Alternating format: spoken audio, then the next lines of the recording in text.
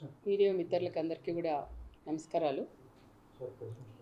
ఈరోజు మా రాప్తాడ్ నియోజకవర్గం రామగిరి మండలం పాపిరెడ్డిపల్లి గ్రామానికి ఒక పులివెందులకు సంబంధించిన ఎమ్మెల్యే ఈరోజు మా ప్రాంతానికి కూడా వచ్చినారు. ఈరోజు ఎమ్మెల్యే ఎందుకు వచ్చినారు అనేది కూడా ఒక్కసారి పబ్లిక్ కూడా నేను తెలియజేసే బాధ్యత ఉంది కాబట్టి నేను ఇప్పుడు ప్రెస్ మీట్ పెట్టాను. పాపిరెడ్డిపల్లికి వచ్చింది మరి ఒక లింగమయ్య ఫ్యామిలీని పరామర్శించేకొచ్చాడా, లేదు అంటే ఆయన ఎలక్షన్ క్యాన్వాస్కి వచ్చినాడా, లేదంటే ప్రచార రథంకి వచ్చినాడా, లేదంటే మరి జైలు పలికించుకుంటూ సీఎం జగన్ అనుకుంటా చెప్పించుకోవడానికి వచ్చినాడు కూడా అర్థం కాని పరిస్థితి. ఒక లింగమయ్య ఫ్యామిలీలో లింగమయ్య చనిపోతే కనీసం ఆ ఫ్యామిలీని పరామర్శించకపోయినప్పుడు ఎంత డిగ్నిఫైడ్గా ఎంత ప్రశాంతంగా వెళ్ళాలనేది కూడా తెలియని వ్యక్తి ఒక పులివెందుల ఎమ్మెల్యే అని కూడా మనం చెప్పొచ్చు. ఈరోజు ఆ ఫ్యామిలీలో కనీసంగా దినం కూడా కాల ఈరోజు వాళ్ళ ఇంటి దగ్గరికి వెళ్ళినప్పుడు జైలు పలుక్కుంటూ సెల్ఫీలు తీసుకుంటూ ఆ కుటుంబాన్ని పరామర్శించేది అది ఎంతవరకు ఒక్కసారి అందరూ కూడా ఆలోచన చేయాలి. ఆయన ఇక్కడేదో జనాలు లేక దాదాపు 8 నెలల నుంచి బయటకు కూడా వెళ్ళలేనట్లున్నాడు. ఈరోజు ఈ ప్రాంతానికి వచ్చి గ్రామాల్లో పరామర్శించి కాకుండా గ్రామాల్లో చిచ్చులు పెట్టి రెచ్చగొట్టేలాగా ఈరోజు ఆయన మాట్లాడడం కూడా అది కరెక్ట్ అయిన పద్ధతి కాదని కూడా నేను చెప్తున్నాను. ఒక మాజీ సీఎం ఇప్పుడు ప్రజెంట్ ఎమ్మెల్యే ఆయన మాట్లాడే మాటలండి అవి. కనీసం ఒక్కటన్నా ఆయన నోటి నుంచి నిజాలు వచ్చాయా?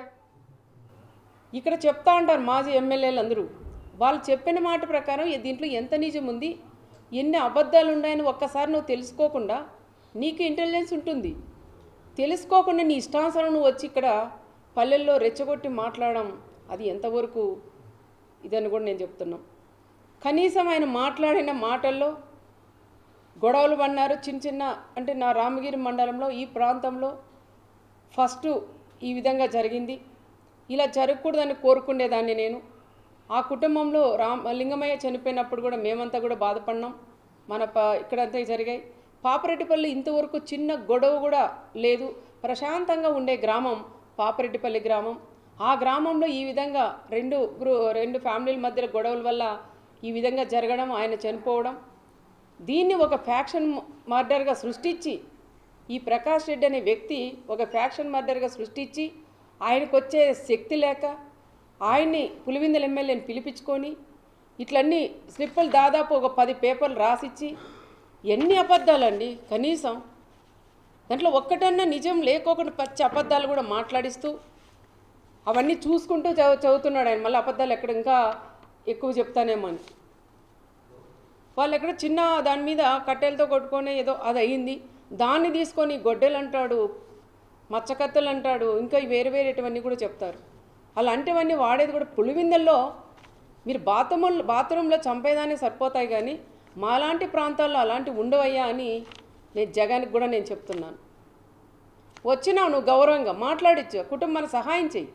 నువ్వు వెళ్ళాలి కానీ పదే పక్కన చూసుకుంటూ వాళ్ళ లింగమయ్య భార్య వైపు వాళ్ళ పిల్లల వైపు చూస్తూ నిజమా ఎంతమంది వచ్చారో లేదని డిపార్ట్మెంట్ని అడగండి, ఎస్పీ గారికి ఫోన్ చేయండి, లోకల్ డిపార్ట్మెంట్ని అడగండి. ఇద్దరు పోయినారంటున్నారు, ఆ ఇద్దరి మీద కేసు పెట్టి లోపల పెట్టారు. అనవసరంగా రెచ్చగొట్టి 20 మంది 30 మంది అని చెప్పడం అది ఎంతవరకు సమాజమో ఒక్కసారి ఆ పులివెందుల ఎమ్మెల్యే కూడా తెలుసుకోవాలా. మీ మాజీ ఎమ్మెల్యే రాసిచ్చినవన్నీ నువ్వు ఆడ చిన్నపిల్లలు చదువుకున్నప్పుడు కాపీరైట్ కొడతా అంటారు, గుడ్డిగంటాపాఠం కొట్టావా అంటారు టీచర్లు కూడా. ఆ విధంగా నువ్వు గుడ్డిగంటాపాఠం కొట్టి ఇక్కడ అన్నీ కూడా నువ్వు పచ్చి అబద్ధాలు కూడా మాట్లాడడం అది కరెక్ట్ కాదు అని చెప్తున్నాం. దీంట్లో మళ్ళీ ఒక ఎస్ఐని టార్గెట్ చేసి మాట్లాడతారు, పోలీసుని టార్గెట్ చేస్తారు.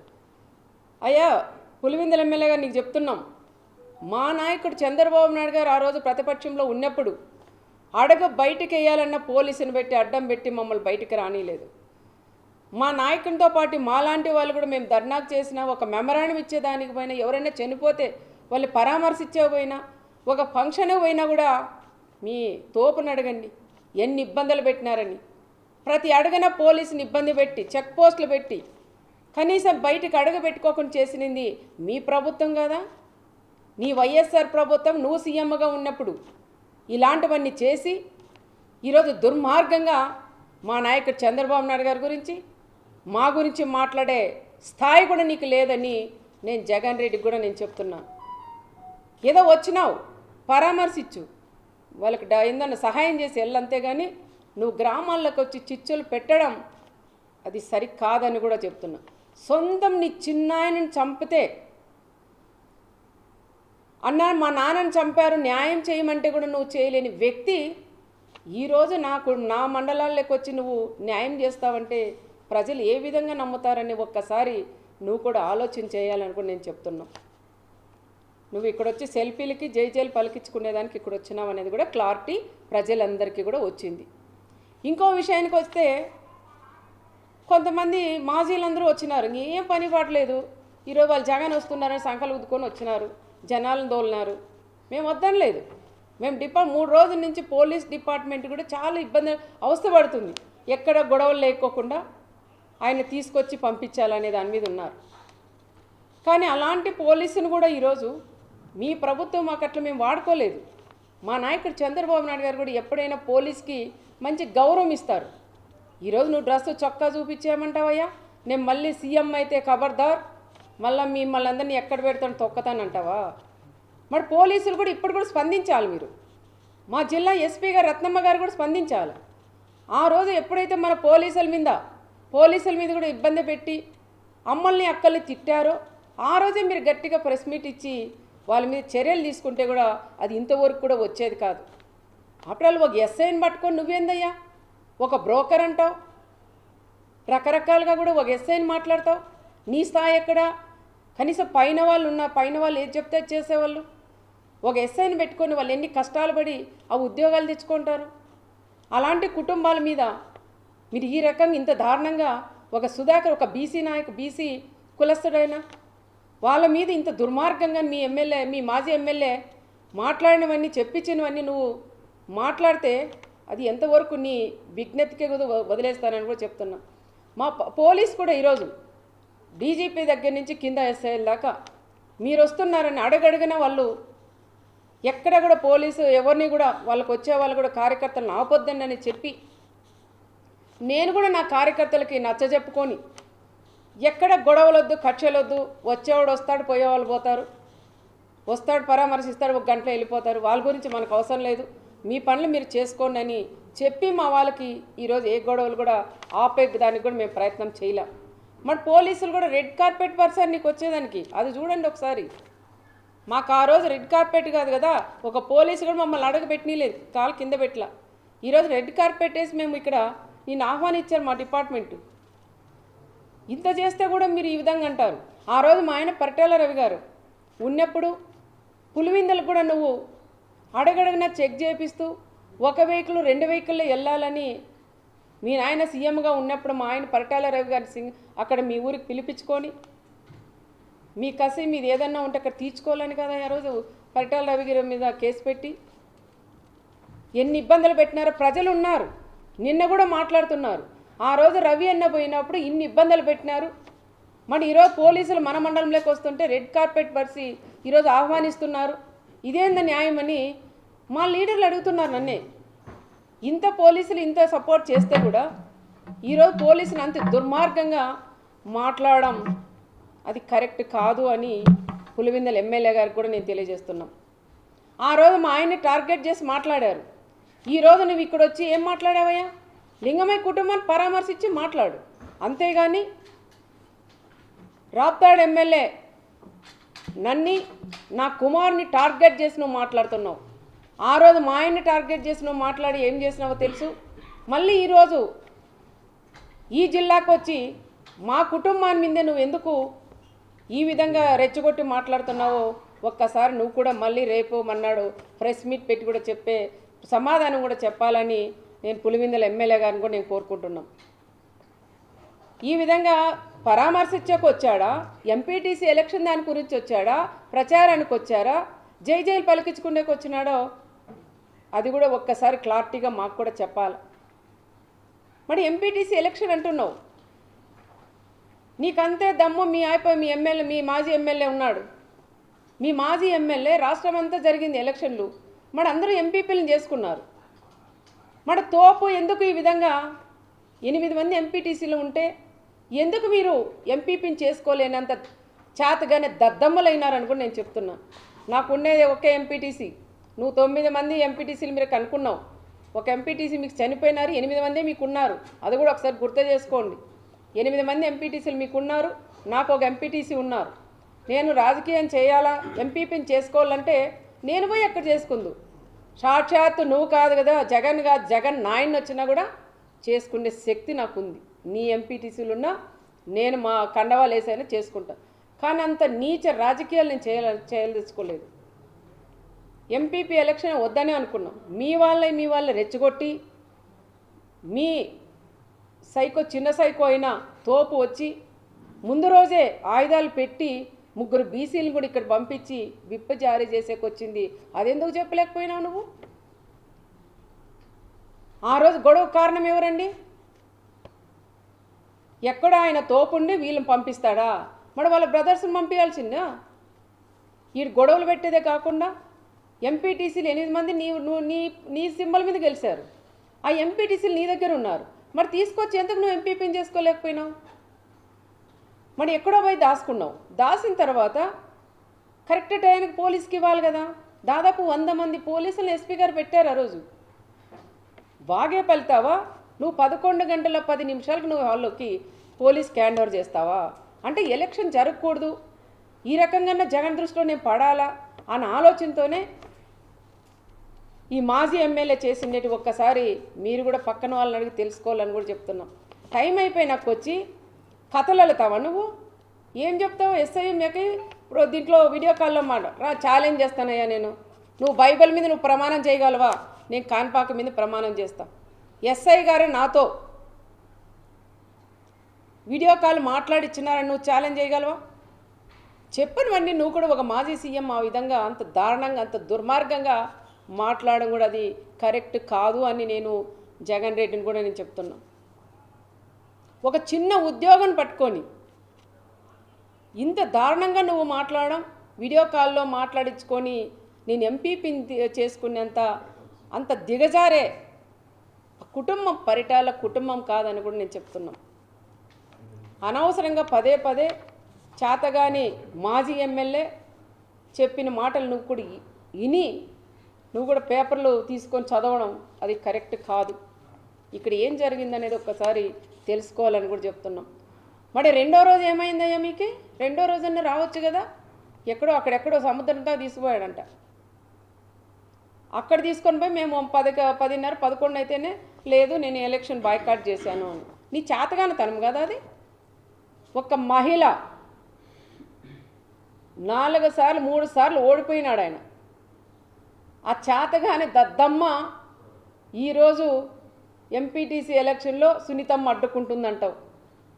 ఒక ఆడ మనిషి చేతలో నువ్వు అడ్డుకుంటున్నారంటే నీ పక్కన కూర్చుండే నీ మాజీ ఎమ్మెల్యేలు కూడా నవ్వే పరిస్థితి కూడా ఏర్పడుతుంది.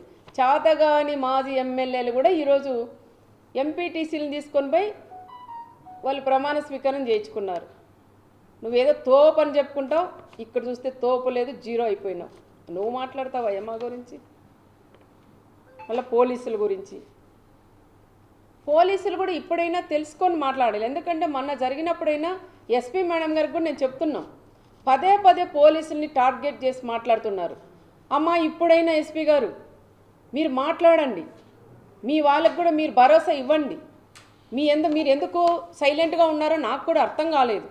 ఒక మహిళ ఎస్పీ వచ్చిందని ఎంతో గర్వపడినా, ఒక మహిళగా నువ్వు గర్వంగా మమ్మల్ని కూడా తలెత్తుకునేలాగా చేయాలి. మీరు ఒక ప్రెస్ మీట్ పెట్టండి. ఏం జరిగింది ఆ రోజు లింగమయ్య దాంట్లో ఏం జరిగింది, ఇప్పుడు ఏం జరిగింది, ఈరోజు జగన్ రెడ్డి ఏం చెప్పారు, పోలీసులు నిజంగా అడ్డుకున్నారా, ఈ విషయాలన్నీ కూడా చెప్పే బాధ్యత ఇది ఎస్పీ గారి మీద కూడా ఉంది. ఇప్పుడు కూడా మీరు నోరు తెరవకపోతే చాలామంది మీరేం పెద్ద ఆఫీసర్లు పైన వెళ్ళిపోతారు, చిన్న పోలీసులు బలైపోతారు తల్లి. ఇప్పుడైనా మీరు ఒక ప్రెస్ మీట్ పెట్టండి అని ఒక ఎమ్మెల్యేగా మిమ్మల్ని కూడా నేను కోరుకుంటున్నాం. ఎక్కడ చూసినా అడ్డుకుంటున్నారు అంటున్నారు. ఏ సాక్షి టీవీలో వచ్చినా పోలీసులను అడ్డం పెట్టి ఎక్కడ పడితే మా వాళ్ళంతా తండోపతండాలుగా వేలాది మంది వస్తున్నారు, అడ్డుకుంటున్నారు అంటున్నారు. రండయ్యా, ఎక్కడ అడ్డుకున్నారు? ఒక్క ప్లేస్ చూపించండి. మీరే సాక్షి ఛానల్ జిల్లాలో ఉండేటివన్నీ మండలాలు కోటి ఉంటాయంటే అవన్నీ తెచ్చి గొట్టాలు పెడుతున్నారు. అడ్డుకున్నారు. అడ్డుకుంటే మరి ఇంతమంది 3000 మంది ఎట్లొస్తారు?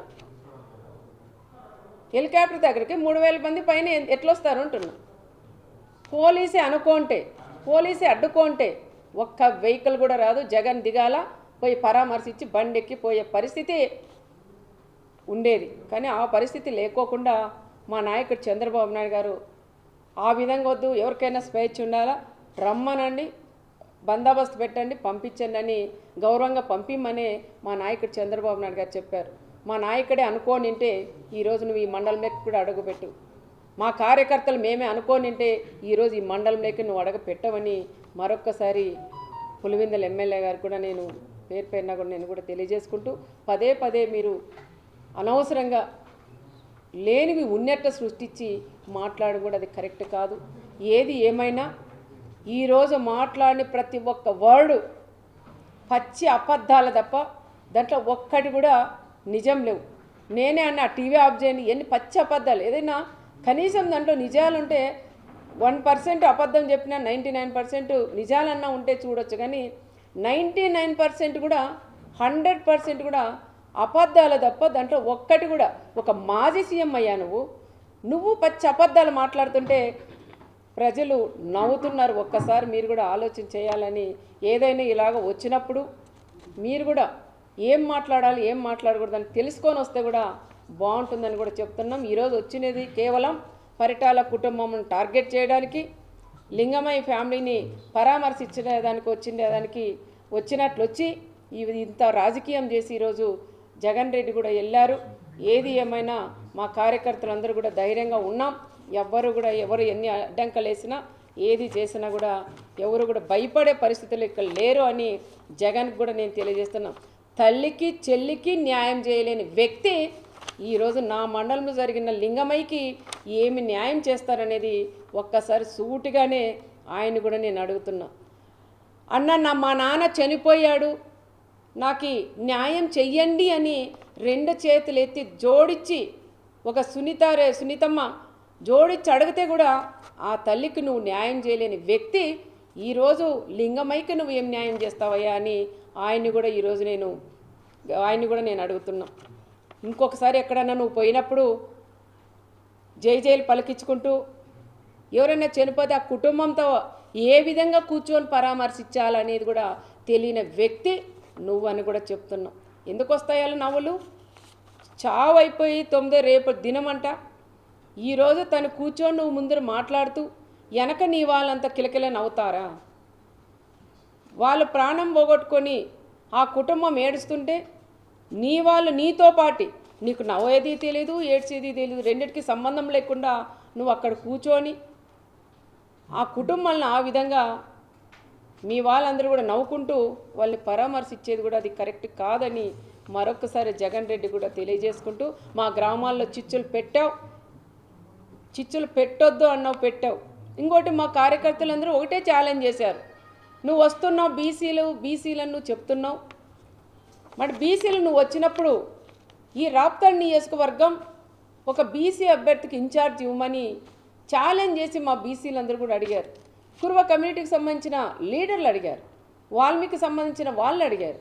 మరి నువ్వు అది చేసేకి నీ చేత కాలేదు. కానీ పచ్చి అబద్ధాలు చెప్పేక మాత్రం పాపరెడ్డిపల్లి హత్య లింగమయ్యని వాడుకున్నాడని ప్రత్యేకంగా కూడా తెలియజేసుకుంటూ సెలవు తీసుకుంటాను.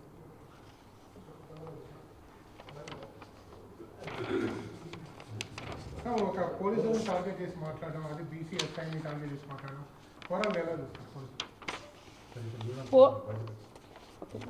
పోలీసుల్ని అదే చూడాలండి. ఎందుకంటే ఈరోజు జగన్ రెడ్డి వస్తున్నాడు, పులివెందుల ఎమ్మెల్యే వస్తున్నారని పోలీసులు కూడా రెడ్ కార్పెట్ వేసి ఆహ్వానించినారు.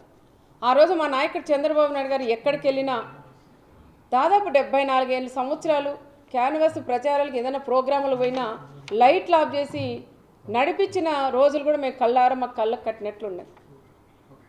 ఆ విధంగా మేము కూడా చేయకోకుండా జగన్ రెడ్డి వచ్చినప్పుడు రెడ్ కార్పెట్ వేసి పోలీసుల్ని ఎక్కడ ఇబ్బంది లేకోకుండా వచ్చిన వాళ్ళ కార్యకర్తలు కూడా పంపించమని చెప్పిన నాయకుడు మా నాయకుడు చంద్రబాబు నాయుడు గారు.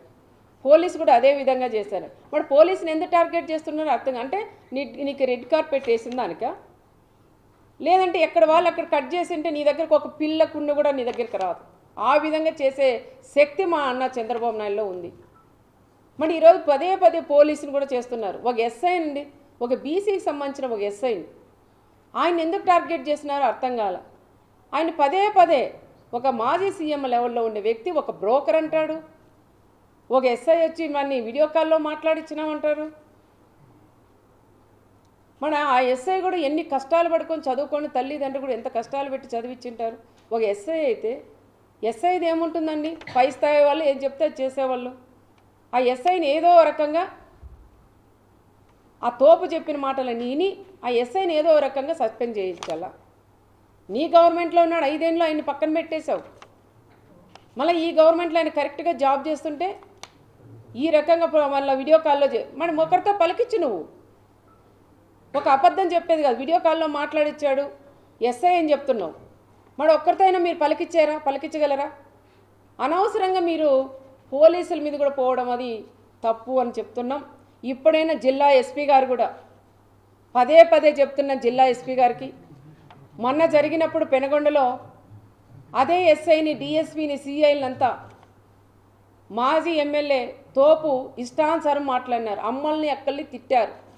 మరి ఆ రోజే ఎస్పీ గారు స్పందించి పోలీసులను ఈ విధంగా అరిశారని సీరియస్నెస్ తీసుకొని సీరియస్గా ఏదైనా వార్నింగ్ ఇచ్చింటే ఈరోజు ఇంతవరకు వచ్చేది కాదని నేను ఎస్పీ గారికి కూడా చెప్తాను. ఇప్పుడైనా తల్లి, ఇప్పుడైనా మీరు మేల్కొని పోలీసు కూడా మీ ద్వారా మీ నుంచి మీరు పెద్దలు అయిపోతున్నారు. కింద ఉండేవాళ్ళు, కింద స్థాయి వాళ్ళు ఎస్ఐఎల్ సిఐఎల్ కానిస్టేబుల్ ఉన్నారు, వాళ్ళందరూ కూడా ఇబ్బందులు పడుతున్నారు. వాళ్ళకు ఒక భరోసా ఇవ్వండి, ఒక ధైర్యం ఇవ్వమని మన ఎస్పీ గారికి కూడా నేను తెలియజేస్తున్నాను. వచ్చుంటాడు ఆయనేను అంటే హెలికాప్టర్ ఏమైనా పగలగొట్టామా మేము? అంటే ఆయన మాట్లాడేది చిన్నపిల్లోడా పెద్దోడా సీఎమ్మా మాజీనా ఏమో అర్థం కావట్లేదు. ఆయన ఒక పులివెందుల ఎమ్మెల్యే, ఆయన అంతమంది పోలీసుని పెట్టాల్సిన అవసరం లేదు. ఒక ఎస్ఐ, ఒక 4 కానిస్టేబుళ్ళు, ఒక సిఐ ఉంటే చాలు.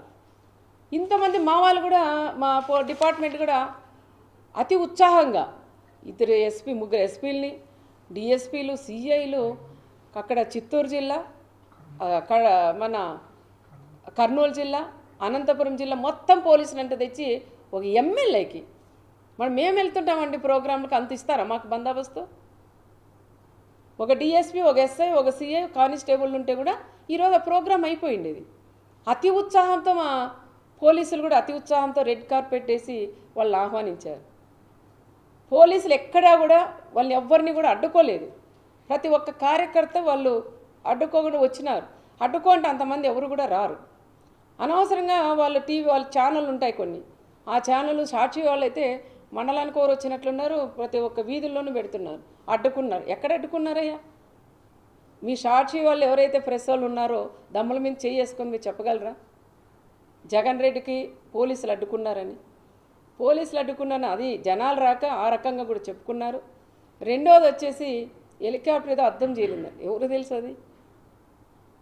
ఇంకా దాంట్లోకి ఎక్కినాక పరిటాల వాళ్ళు దాన్ని పగలగొట్టినాడని ఆ తోపు చెప్పలేదు. ఇంకా చెప్తాడేమో అది కూడాను, ఏదో పైనింటి రాయి ఇసిరిందాయమ్మా దానికి పోయిందని.